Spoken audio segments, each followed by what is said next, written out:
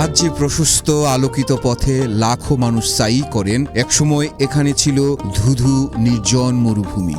সূর্যের প্রখর তাপে ভয়াবহ উত্তপ্ত বালি, আর সেই ভয়ঙ্কর পরিবেশে আল্লাহর নির্দেশে হজরত ইব্রাহিম আলাইহি ওয়াসাল্লাম, তার স্ত্রী হাজেরা আলাইহি ওয়াসাল্লাম আর শিশু ইসমাইল আলাইহি ওয়াসাল্লামকে এখানে রেখে যান। পানি নেই, ছায়া নেই, শুধু উত্তপ্ত মরুভূমি আর এক মায়ের অসহায় আর্তি।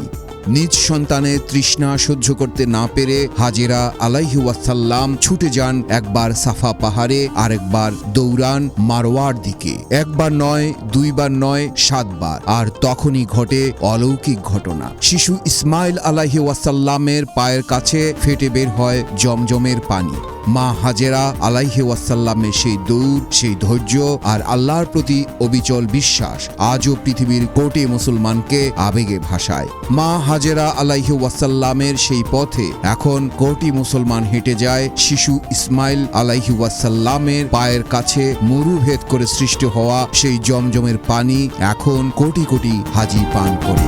ব্যবসা করবা হালাল ভাবে, কামাইতেও হবে, জমাইতেও হবে। জমাইতে তো পারি না। বিকাশ অ্যাপে ইসলামিক ডিপিএস খোলো, সপ্তাহে বা মাসে টাকা জমান, শরিয়া মোতাবেক মুনাফা পান। সৌদি গ্যাজেট সংবাদপত্র অনুযায়ী জমজমের কূপটিকে বিশ্বের প্রাচীনতম কূপ বলে ধারণা করা হয়, কারণ গত 5000 বছর ধরে এখান থেকে একটানা পানি পাওয়া যাচ্ছে। সৌদি আরবের জিওলজিক্যাল সার্ভের Zamzam studies and research centre এই পানির কুর মান, গভীরতা, অম্লতার মাত্রা বা তাপমাত্রার দিকে নিয়মিত নজর রাখে। জমজম স্টাডিজ অ্যান্ড রিসার্চ সেন্টার এই কূপের পানি সরবরাহ ও বন্টন ব্যবস্থা পরিচালনা করে। এটি মক্কা ও মদিনায় ফিল্টারিং ও স্টোরেজ প্লান্টের পরিচালনা ও রক্ষণাবেক্ষণের গুণমানের নিশ্চয়তা বিধান করে। এটি 30 মিটার গভীর, তারপরেও এটি প্রতি সেকেন্ডে 18.5 লিটার পানি পাম্প করতে পারে। আরব নিউজ সংবাদপত্রে বলা হয়েছে 2013 সালে 700 মিলিয়ন সৌদি মুদ্রা ব্যয় করে জমজম কূপের পানি উত্তোলন, তদারকি ও বিতরণ প্রকল্প করেছে। মসজিদুল হারামের 5 কিলোমিটার দক্ষিণে কুদাইয়ের KPZW প্লান্টে ভূগর্ভস্থ পাইপের সাহায্যে পানি সরবরাহ করা হয়। এখানে পানি পরিশোধন করে জীবাণুমুক্ত করা হয়। পরে 2টি জলাধারে পানি সরবরাহ করা হয়। প্রথমটি কুদাইতে, যার ধারণ ক্ষমতা 10,000 ঘনমিটার। একই সঙ্গে মক্কার মসজিদে পানির ফোয়ারাগুলোতে সরবরাহ করা হয়। কুদাই থেকে মদিনার বাদশাহ আব্দুল আজিজ সাবিল জলাধারে প্রতিদিন ট্যাঙ্কার ট্রাঙ্কের একটি বহর 4 লাখ লিটার পর্যন্ত পানি পরিবহন করা হয়। এর ধারণ ক্ষমতা 16,000 ঘনমিটার।